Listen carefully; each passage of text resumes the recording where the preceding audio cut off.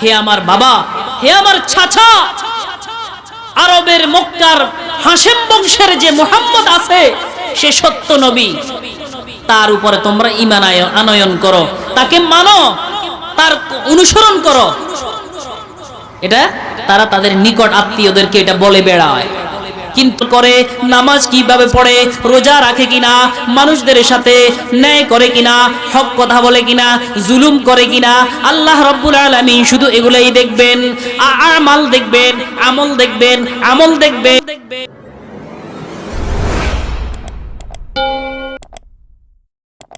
আমাদের যত ইবাদত বন্দেগী আছে, এগুলা দোয়া আছে, সব কিছু আপনি কবুল করেন। ইন্নাকা আনতাস সামিউল আলিম, নিশ্চয় আপনি সর্বশ্রোতা, সর্বজ্ঞানী। এরপরে আমি বুখারী শরীফের একখানা হাদিস আপনাদের সামনে তিলাওয়াত করেছি।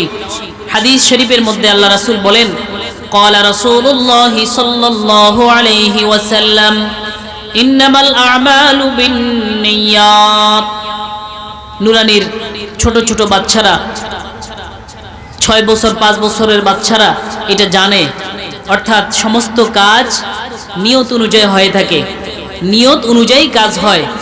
আপনি বিশাল এক সওয়াবের কাজ করেছেন, কিন্তু আপনার নিয়তে ছিল না আল্লাহকে রাজি করার জন্য, আপনি করেছেন মানুষকে খুশি করার জন্য, তাহলে এখানে যাররা সমপরিমাণও কি হবে না, সওয়াব হবে না।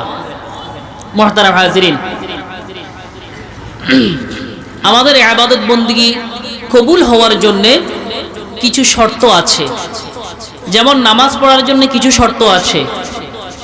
নামাজ পড়ার জন্য পাক পবিত্র হতে হয়, ওযু করতে হয়, অর্থাৎ ওযু করা ছাড়া নামাজ হয় না। নামাজ একটা ইবাদত, ইবাদতে মাকসুদা, সরাসরি ইবাদত, আর ওযু হচ্ছে সরাসরি ইবাদত নয়। তো সুতরাং এই নামাজ কবুল হওয়ার জন্য যেমন ওযুর প্রয়োজন, তদ্রূপ এই নামাজ কবুল হওয়ার জন্য, নামাজ আল্লাহ রাব্বুল আলামিন কবুল করার জন্য, রোজা কবুল করার জন্য, হজ, যাকাত, আপনার দান সদকা, এই মাহফিলে আসছি আল্লাহ রাব্বুল আলামিনকে খুশি করার জন্য, এগুলো কবুল হওয়ার জন্য সর্বপ্রথম আমাদের প্রয়োজন ঈমান। অর্থাৎ ঈমান সবার আগে। ঈমান থাকলে আপনি আপনার ইবাদত বন্দেগী কবুল হবে। প্রিয় উপস্থিতি, আমাদের অনেক লোক এমন আছে, হাদিসের মধ্যে এসেছে, সকালে মুমিন ছিল, সন্ধ্যায় সে কাফের, সন্ধ্যায় সে মুমিন, সকালে সে কাফের। অর্থাৎ এমন কিছু কথাবার্তা তার মুখ দিয়ে বের হয়, এমন কাজ সে করে যেটার কারণে তার ঈমান শেষ, কিন্তু সে নিজে বলতে পারবে না।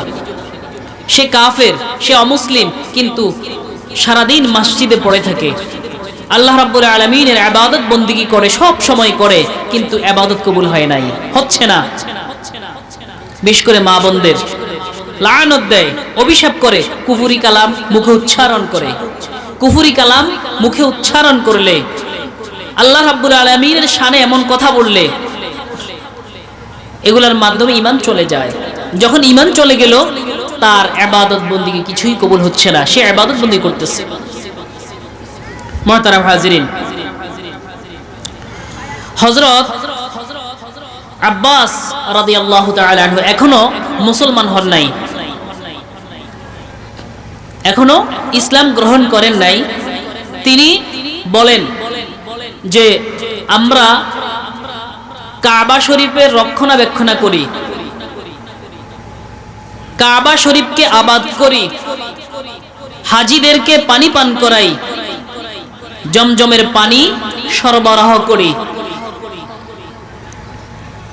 তালহা ইবনে শাইবা বলেন, কাবার চাবি আমাদের কাছে, আমরা ইচ্ছা করলে এখানে রাত্রি যাপন করতে পারি। সুতরাং মুসলমানদের তুলনায় আমরা এগিয়ে আছি আল্লাহ রাব্বুল আলামিনকে খুশি করার জন্য। কাবার রক্ষণাবেক্ষণের মতো এত বড় সওয়াবের কাজে আমরা এগিয়ে আছি, মুসলমানদের থেকে আমরা এগিয়ে আছি। দুজন এখনো ইসলাম গ্রহণ করে নাই। তারা কাবার দেখাশোনা করে, হাজিদেরকে পানি পান করায়, কাবার চাবি তাদের কাছে, এত বড় খেদমত ইসলামের তারা করছে। তাদের দিলের মধ্যে এটা আসলো যে আমরা এত বড় সওয়াবের কাজ মুসলমানদের থেকে আমরা এগিয়ে আসছি। আল্লাহ রাব্বুল আলামিন তাদের এই কথার জবাব দেওয়ার জন্য কোরআনের আয়াত নাজিল করেছেন। সূরা তাওবার 19 নম্বর আয়াত আল্লাহ রাব্বুল আলামিন নাজিল করে তাদেরকে, যারা এখনো মুসলমান হন নাই, কাফের, তাদেরকে আল্লাহ তাআলা উত্তর দিচ্ছেন। আল্লাহ তাআলা বলেন, আজআলতুম সিকায়াতাল হাজ্জি ওয়া ইমারাতাল মাসজিদিল হারামি কামান আমানা বিল্লাহি ওয়াল ইয়াউমিল আখির ওয়া জাহাদা ফি সাবিলিল্লাহ লা ইয়াস্তাউনা ইনদাল্লাহ। আল্লাহ রাব্বুল আলামিন বলেন, আজআলতুম সিকায়াতাল হাজ, তোমরা হাজীদেরকে পানি পান করাও, ওয়া ইমারাতাল মাসজিদিল হারাম, মসজিদে হারামের রক্ষণাবেক্ষণ করো। তোমরা মনে করো, তোমরা ওই সমস্ত লোকদের বরাবর মনে করো কামান আমানা বিল্লাহ, যারা আল্লাহ রাব্বুল আলামিনের উপর ঈমান আনয়ন করেছে, মুমিন হয়েছে, ওয়াল ইয়াউমিল আখির, কিয়ামত হবে এটার উপর ঈমান আনয়ন করেছে, ওয়া জাহাদা ফি সাবিলিল্লাহ, আল্লাহ রাব্বুল আলামিনের জিহাদে, আল্লাহ রাব্বুল আলামিনের রাস্তায় জিহাদ করে, তাদের সমতুল্য তোমরা নিজেদেরকে মনে করো? আল্লাহ রাব্বুল আলামিন নিজেই উত্তর দেন, লা ইয়াস্তাউনা ইনদাল্লাহ, কখনোই না, কখনোই ঈমান আনয়ন করার আগ পর্যন্ত আমার মুমিন বান্দাদের সমতুল্য তোমরা কাফেররা কখনোই হইতে পারবে না। দেখেন এত বড় ইসলামের খেদমত করতেছে, আমরা তো চেষ্টা করি যদি আমি কাবা শরীফের একটু ধুলাবালি ঝাড়ু দিতে পারতাম তাহলে আমার নাজাত হয়ে যেত, আমার নাজাতের জন্য এতটুকু যথেষ্ট হতো। আমরা এই কামনা করি, আমরা এই বাসনা করি, আমরা এই চিন্তা চেতনা লালন করি। আর ওরা ছিল এরকম, মসজিদে হারামকে তারা হাজীদেরকে পানি পান করাইতো, আরো অন্যান্য যত আনুষঙ্গিক কাজ আছে সবকিছু করার পরেও আল্লাহ রাব্বুল আলামিন বলেন, না, কখনোই না, মুসলমানদের তোমরা সমতুল্য কখনোই হইতে পারবা না। মুহতারাম হাজিরিন, শুধু তাই নয়, ইহুদিদের একটা ধারণাও আল্লাহ রাব্বুল আলামিন কোরআনের আয়াত নাজিল করে, আল্লাহ রাব্বুল আলামিন সূরা বাকারার 44 নম্বর আয়াত নাজিল করে ইহুদিদের একটা ধারণার জবাব দিচ্ছেন। তৎকালীন আরবের ইহুদিরা নিজেরা ঈমান আনয়ন করে না। ইহুদি আলেম, সে সব জানে মুহাম্মাদুর রাসূলুল্লাহ, তিনি আল্লাহর পয়গাম্বার, তিনি রাসূল, তিনি সত্য নবী, এটা ইহুদিরা জানে। কেমন জানে? যেমন এটা আমার সন্তান, এটা আপনি যে চিনেন, নিজের সন্তানকে যেভাবে চিনেন, এর চেয়েও বেশি ইহুদিরা মুহাম্মাদুর রাসূলুল্লাহ সাল্লাল্লাহু আলাইহি সাল্লামকে চিনে বেশি, এটা যে সত্য নবী। তারপরেও ঈমান আনয়ন করে না। কেন? ওই যে ইহুদি বংশ থেকে আসলো না কেন, বনি ইসরাইল থেকে আসলো না কেন? তারা মক্কার কাফেররা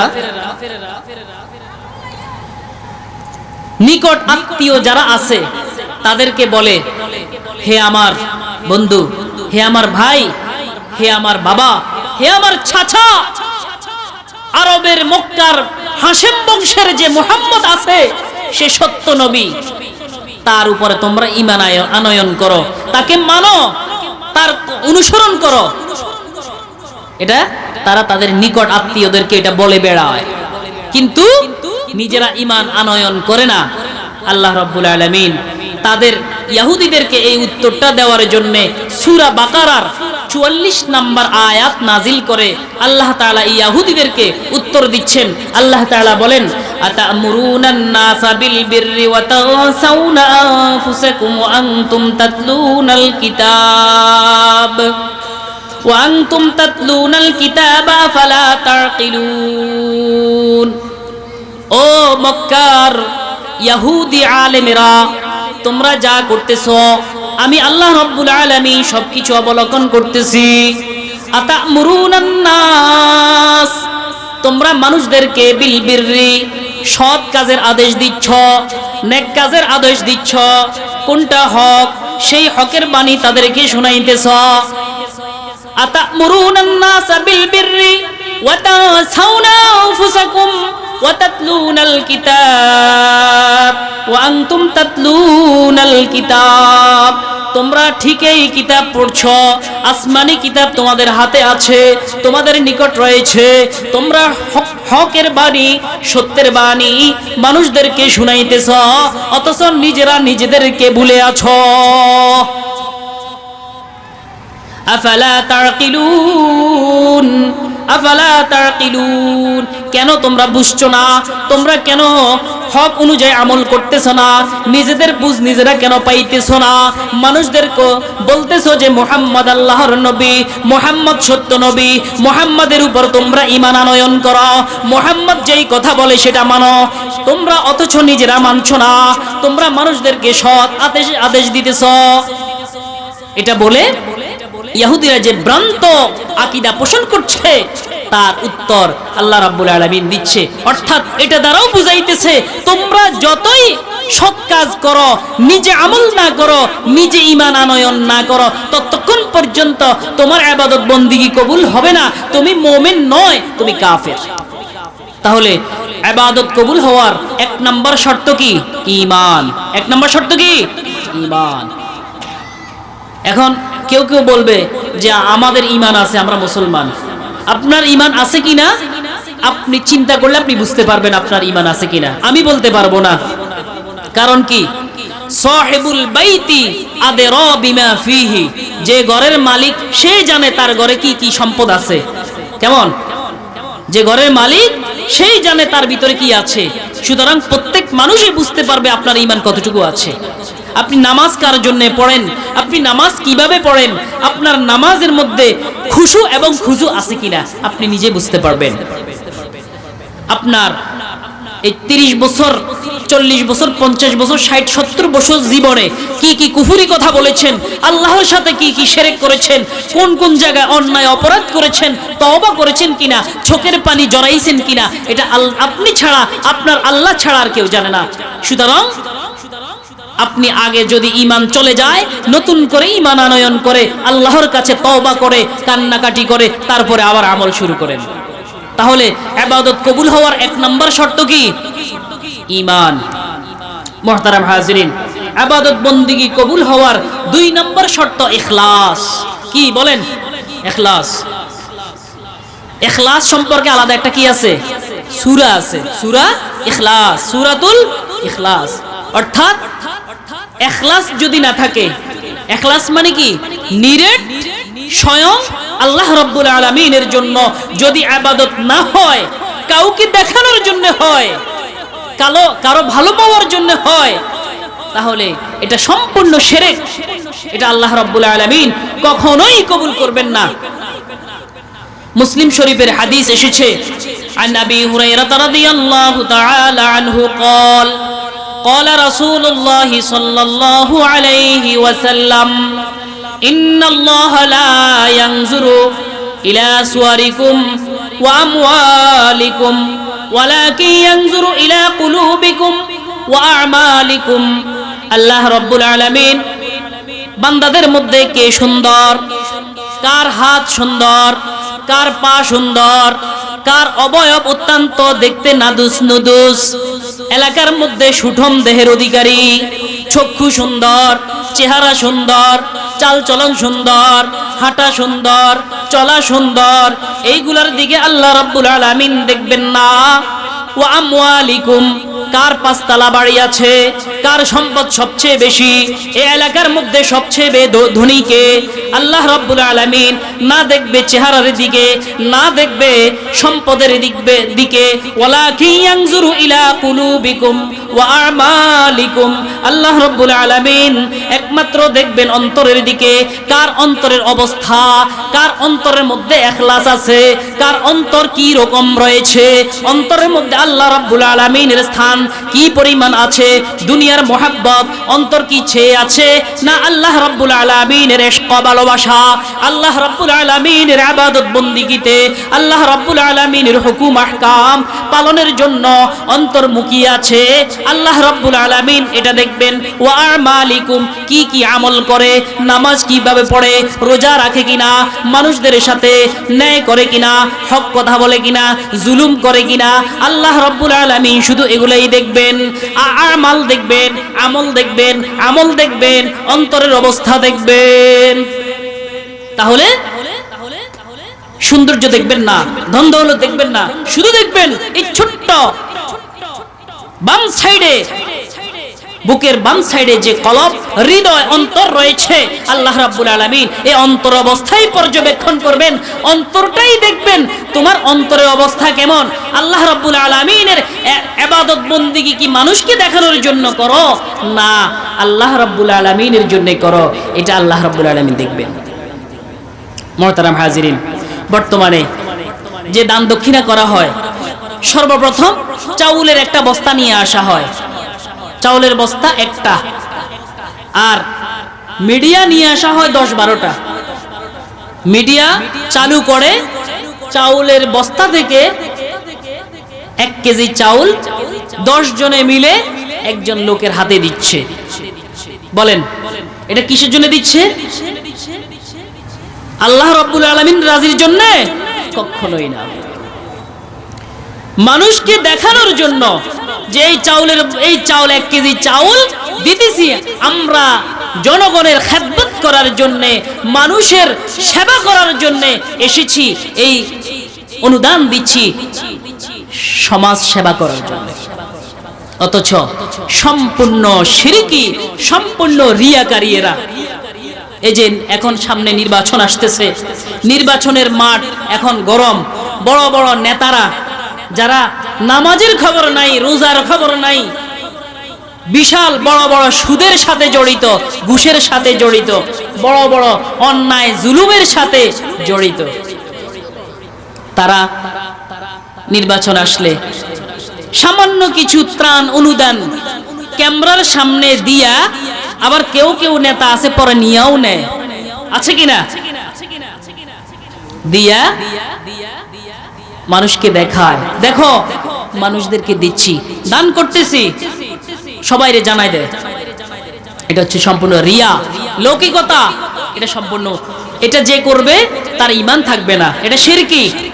এটা আমার কথা নয়, হাদিস শরীফের মধ্যে এসেছে, আহমদ মুসনাদে আহমদ এসেছে, আন শাদ্দাদ ইবনে আউস রাদিয়াল্লাহু তাআলা আনহু قال, হযরত শাদ্দাদ ইবনে আউস রাদিয়াল্লাহু তাআলা আনহু থেকে বর্ণিত, قال رسول الله صلى الله عليه وسلم, আল্লাহ রাসূল সাল্লাল্লাহু আলাইহি ওয়াসাল্লাম বলেন, মান সাল্লা ইউরাই ফাকাদ আশরাক, যে ব্যক্তি নামাজ পড়েছে, মান সাল্লা ইউরাই ফাকাদ আশরাক, যে নামাজ পড়েছে, এই নামাজের মাধ্যমে একজনকে দেখাবে, মানুষকে দেখানোর জন্য, মানুষকে লৌকিকতার জন্য নামাজ পড়েছে, ফাকাদ আশরাক, সে যেন শিরক করলো।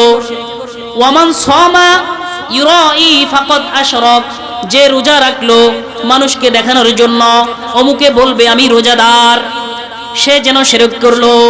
ওয়ামান তাসাদ্দাকা ইউরাই ফাকাদ আশরাক, যে সদকা করলো, দান করলো, মানুষদেরকে কিছু দিল অন্য মানুষকে দেখানোর জন্য, যে মানুষ আমাকে দানবীর বলবে, মানুষ আমাকে বলবে সমাজ সেবক, বিশিষ্ট অনুদানকারী, বিশিষ্ট দানবীর, মানুষের কাছে আমি একটা গ্রহণযোগ্যতা পাবো, নির্বাচনে আমি ভোট পাবো, মানুষ আমাকে ভোট দেবে, এই আশায়, এই ভরসায়, এই পরিকল্পনায় কেউ যদি কাউকে দান করে, সে যেন শিরক করলো। শিরক করলে তাকে বলা হয় মুশরিক। যে মুশরিক, তার ঈমান নাই, ঈমান চলে যাওয়ার পরে যদি নামাজ পড়ে, রোজা রাখে, হজ করে, যাকাত দেয়, যত রকমের ইবাদত বন্দেগী করে, কিচ্ছুই তার কবুল হবে না, কারণ তার ঈমান চলে গেছে।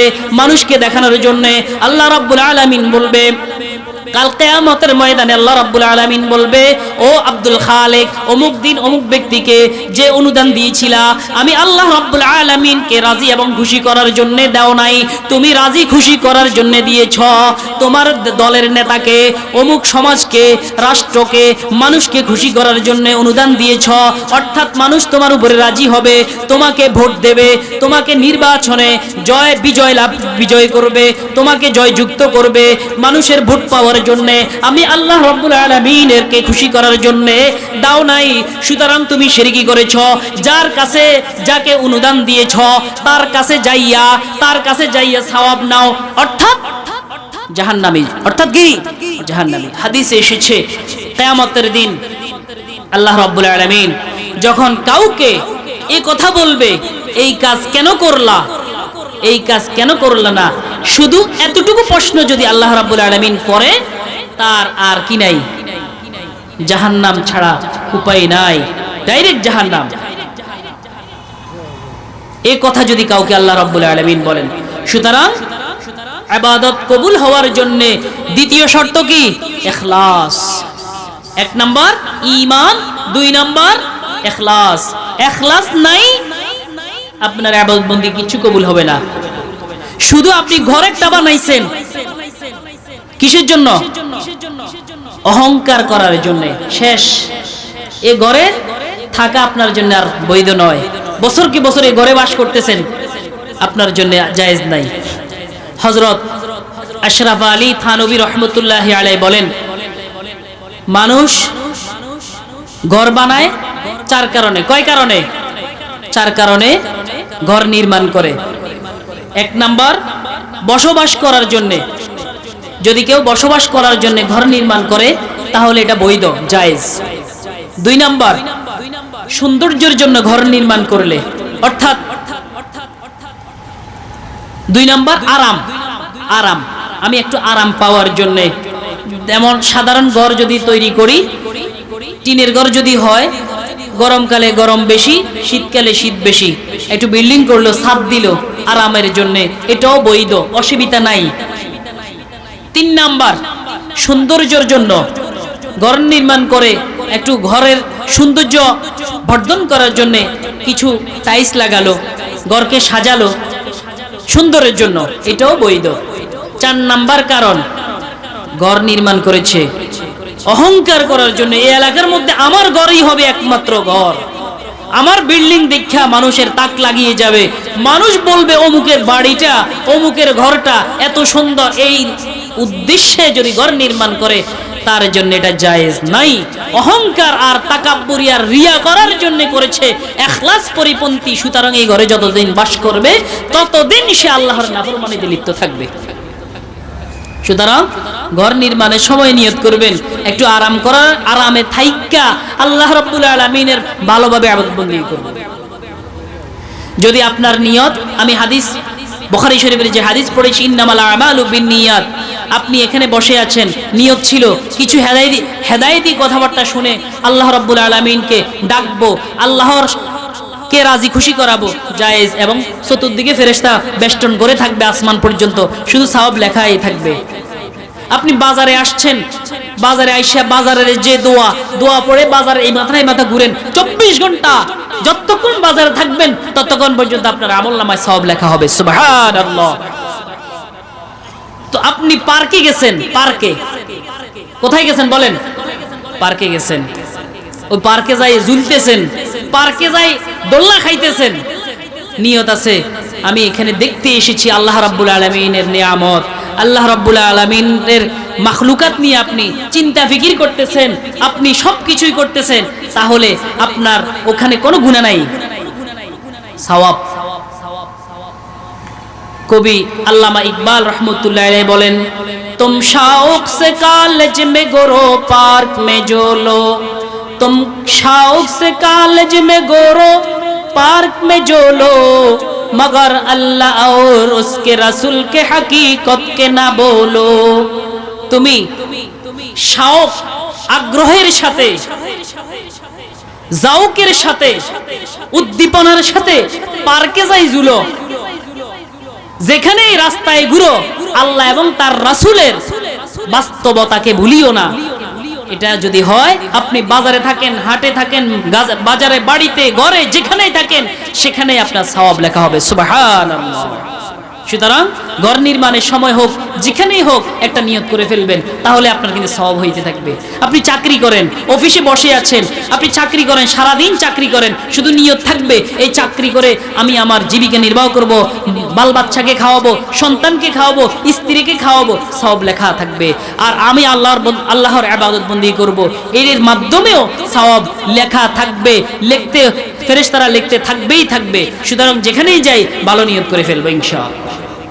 মুহতারাম হাজিরিন, ইবাদত কবুল হওয়ার 3 নাম্বার শর্ত হচ্ছে হালাল রিজিক। কি বলেন? হালাল রিজিক। হালাল যদি না খান, যেখানে যা পান তাই খেয়ে ফেলেন, তাহলে লাভ নাই। সেজদা করতে করতে কপাল কালো করে ফেলেন, আল্লাহ রাব্বুল আলামিনের হজ করেন, যাকাত দেন, সারা জীবন ইবাদত বন্দেগী করেন, কাবা শরীফের মধ্যে বসে থাকেন, সারা রাত নফল নামাজ পড়েন, দিনে নফল নামাজ পড়েন, কোনো কাজ হবে না। হাদিসের মধ্যে এসেছে, আল্লাহ রাসূল বলেন, মানিশতারা সাওবান, কেউ যদি একটা কাপড় ক্রয় করে, বিআশরাতি দারাহিম ওয়া ফিহি দিরহামুন হারামুন, 10 দিরহাম দিয়া কেউ একটা কাপড় ক্রয় করলো। কত টাকা? 10 টাকা। 10 টাকা দিয়া কেউ যদি একটা কাপড় ক্রয় করে, ওয়া ফিহি দিরহামুন হারামুন, এই 10 টাকার মধ্যে 1 টাকা মাত্র হারামের ছিল, 9 টাকা হালাল, 1 টাকা হারামের ছিল। লাম ইয়াকবালুল্লাহু সালাতান মা দামা আলাইহি, আল্লাহ রাব্বুল আলামিন যতক্ষণ পর্যন্ত এই হারামের জামা তার গায়ে থাকবে, হারামের জামা পইরা যত নামাজ পড়বে, ততদিন পর্যন্ত তার নামাজ কবুল হবে না। যতদিন রোজা রাখবে কবুল হবে না, ইবাদত বন্দেগী করবে কবুল হবে না। 9 টাকা হালাল, 1 টাকা হারাম, কাজ নাই। আর আজকে আমাদের জীবিকার মধ্যে বেশিরভাগ হারাম, হালাল নাই বললেই চলে। সুতরাং আপনি আপনার বাচ্চাদেরকেও যদি হারাম খাওয়ান, তাহলে এই বাচ্চা আস্তে আস্তে আস্তে আস্তে বড় হবে, তার ভিতরে অবাধ্যতার একটা মাদ্দা চলে আসবে, বড় হলে আপনার গায়ে হাত তুলবে, বড়